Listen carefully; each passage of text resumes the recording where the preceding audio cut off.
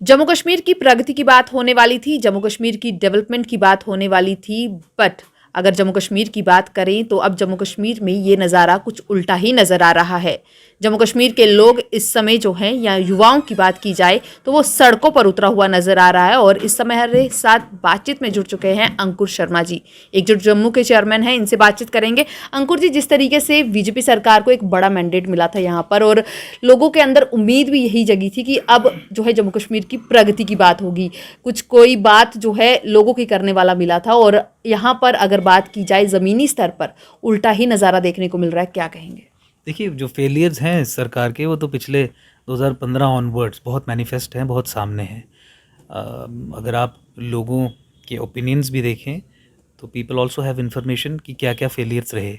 ना केवल developmental issues पे फेलियर रहे, लेकिन जम्मू के सर्वाइवल और जो क्रिटिकल इश्यूज़ थे, जिन पे जम्मू आगे कहाँ जाके खड़ा होगा, उस पे भी बहुत बड़े बड़े फेलियर्स इनके नज़र आए। So it's a government of repeated failures, और क्रिटिकल टाइम्स पे बैक स्टैप करना, जैसे खासकर रसाना के टाइम पे, या माइनॉरिटी राइट्स का केस जब हमने सुप्रीम कोर्ट में जीता, उसके बावजूद भी कश्मीर को ही एम्पावरमेंट देना और इलीगली माइनॉरिटी बेनिफिट्स वहाँ पे शेल्फ करना, वो सब चीज़ों पे हमने देखा, और समय समय पे ये एक्सपोज भी होता जा रहा है। मुझे लगता है कि it's only a matter of time, these people will be finished of, और एक नया पॉलिटिकल ऑल्टरनेटिव जो इंडिजिनस, लोकल, आइडियोलॉजिकली इक्विप्ड और जम्मू के इंटरेस्ट की बात करे, कश्मीर की कोई बात ना करे, वही उभर के आएगा। और ये सारे फेलियर्स और कंटिन्यूस फेलियर्स और इनका दिमाग ख़राब रहना, जी। सेल्फ राइटियस, इग्नोरेंट वो टेंडेंसीज डिस्प्ले करना, इन चीज़ों का परिचायक है कि आने वाले अगले इलेक्शंस में, आने वाले अगले समय में यहाँ की local indigenous, local political party ही सरकार बनाएगी। अंकुर जी, बात करें तो जम्मू का युवा जो है खासकर वे इस समय सिर्फ सड़कों पर नजर आएगा, सड़कों की धूल मिट्टी खाता हुआ नजर आएगा। अनएम्प्लॉयमेंट का जो रेशो है लगातार बढ़ रहा है, झूठे आश्वासन उन्हें मिल रहे हैं। यहाँ तक कि अब युवा ने ये कहना शुरू कर दिया है कि अगर गलत रास्ता ना अपनाए तो क्या करे। इस तरीके का गुस्सा और रोष देखने को मिल रहा है। और वहीं बीजेपी के जो कुछ बड़े नेता हैं उनकी तरफ से ये साफ है कि भाई चिंता नहीं करनी है। देखिए, अपॉर्चुनिटीज़ ऑफ एम्प्लॉयमेंट क्रिएट करना तो एक बड़ा हरक्यूलियन टास्क है, उस पे तो ये फेल हैं ही, क्योंकि politics is about policy making. आप पॉलिसीज़ बनाते हैं जिससे आप बहुत सारे जनता के हित में काम करना कर सकते हैं या करते हैं। तो इनके कॉन्टेक्स्ट में ये देखा जाए तो वो बहुत बड़ी बात है। पॉलिसी मेकिंग से तो इस कैटेगरी या इस क्लास के राजनीतिज्ञों का कोई दूर दूर से कोई रिश्ता नहीं है। जी। ये तो भाई भतीजावाद हो गया, एक दूसरे पे गाली गलौज करना हो गया, एक दूसरे दूसरे से लड़ना झगड़ना हो गया, उसके अलावा या एक दूसरे की टांग खींचना हो गया, उसके अलावा इससे ऊपर के स्तर की राजनीति के कर नहीं सकते हैं। जो सबसे चिंताजनक बात है वो ये है कि जम्मू कश्मीर में तो मेरिट को भी कॉम्प्रोमाइज़ किया जाता है। जहाँ तक पब्लिक एम्प्लॉयमेंट का सवाल है, तो मेरिट को कॉम्प्रोमाइज़ करके, मेरिट को किल करके रीजन और रिलीजन के आधार पर नौकरियाँ दी जाती है। और दूसरी तरफ जहाँ 93 टू 95% शेयर एम्प्लॉयमेंट में प्राइवेट सेक्टर का रहेगा, वहाँ टूरिज़्म में जम्मू के एरियाज़ को डिस्क्रिमिनेट किया जाता है। और फिर अगर प्राइवेट सेक्टर आपको यहाँ पे इनकरेज करना है तो you will have to open up your economy, your areas to others. और आपने तरह तरह के कैविएट्स लगा के वो बाहर से आने वाले लोगों को भी यहाँ पे रोक दिया, चाहे वो डोमिसाइल का कानून हो या किसी का भी, या ज़मीनों से संबंधित अभी चीज़ें हों। सो 93 टू 95%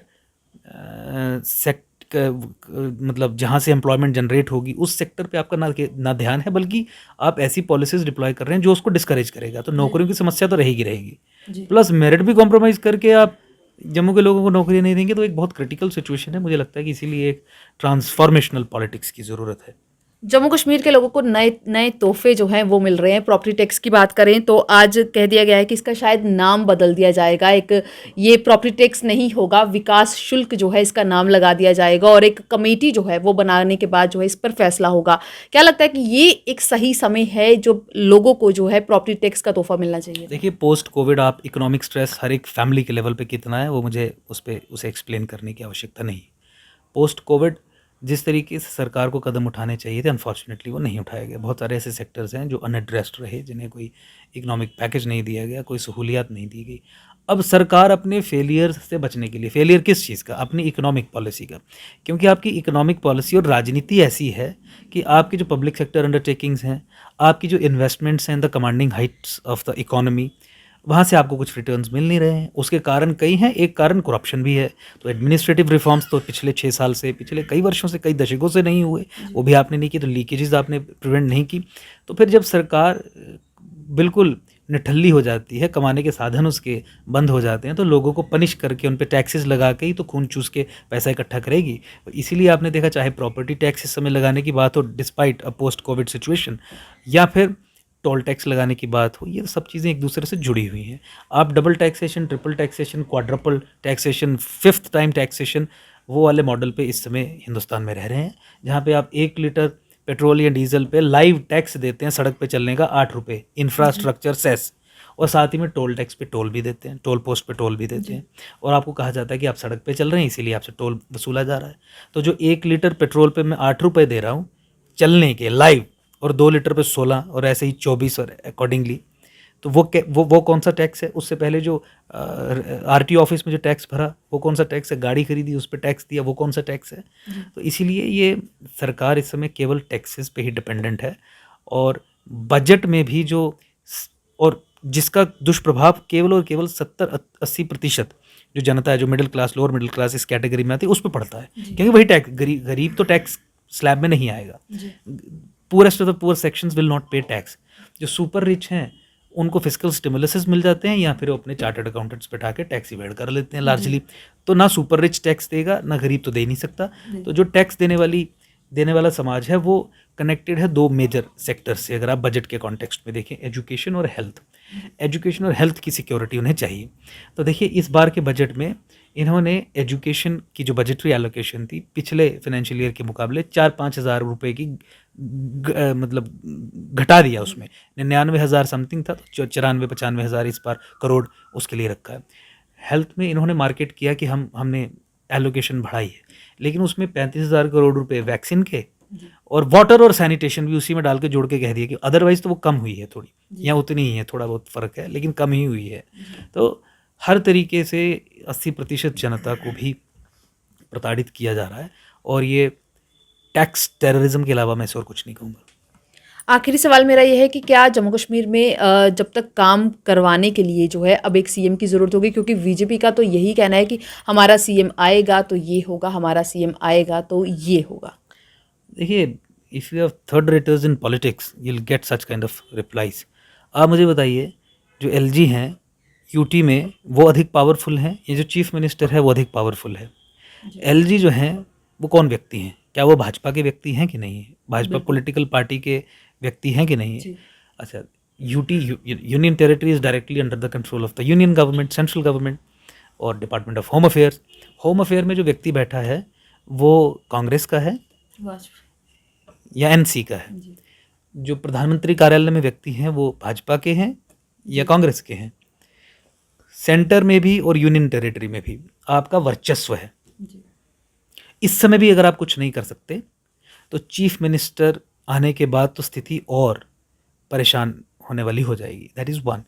दूसरा, जब जम्मू ने, मुझे ये बताइए, आपका चीफ मिनिस्टर बनेगा क्यों और बनेगा कैसे, और आप ये कैसे कह सकते हैं कि आपका चीफ मिनिस्टर बनेगा? उनका तो दावा है ना कि हम ही बनाएंगे, क्योंकि लोगों ने पहले भी भरोसा किया है और लोग अब भी करेंगे। लोगों ने पहले भरोसा किया और इन्होंने विश्वासघात किया। 2 रियलिटीज़ है ना, केवल ये नहीं है कि लोगों ने भरोसा करके बना दिया।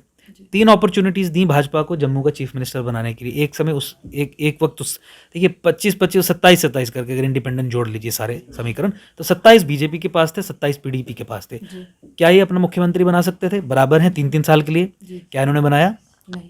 अच्छा, मान लीजिए कि भाई मुफ्ती मोहम्मद सैयद बड़े नेता थे, ये पहली बार उसमें आए थे, कोई दिक्कत नहीं, उनको बनने दीजिए, फिर भी 3-3 साल के लिए बना सकते थे। If I would have been in the place I would have never budged 3 साल की चीफ मिनिस्टरशिप।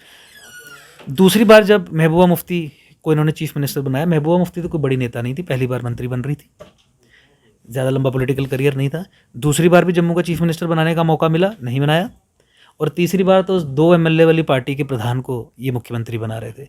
तो जिस समय भाजपा को उतनी शक्ति और ताकत दे दी कि जब वो जम्मू का चीफ मिनिस्टर बना सकते थे, इन्होंने नहीं बनाया। तो अब जम्मू वाले इतना बड़ा विश्वासघात फेस करने के बाद क्यों भाजपा को स्ट्रेंथ में लाएंगे कि ये चीफ मिनिस्टर का सौदा कर सके, बेच सके जम्मू के मैंडेट को? Why would people do commit such a mistake? बहुत बहुत शुक्रिया अंकुर जी हमसे बातचीत करने के लिए। तो ये थे हमारे साथ एडवोकेट अंकुर शर्मा, जिन्होंने बातचीत की और बताया कि किस तरीके से जम्मू के लोगों को जो है एक विश्वासघात मिला है। क्योंकि अगर जम्मू के लोगों की बात करें तो उन्होंने बीजेपी को एक बड़ा मैंडेट इसलिए दिया था कि जम्मू कश्मीर की डेवलपमेंट की बात होगी, परंतु यहाँ पर डेवलपमेंट के नाम पर सिर्फ धोखा ही मिला है। तो आपकी क्या राय है, आप हमारे साथ ज़रूर साझा कीजिएगा। बने रहें दी अर्थ न्यूज़ के साथ।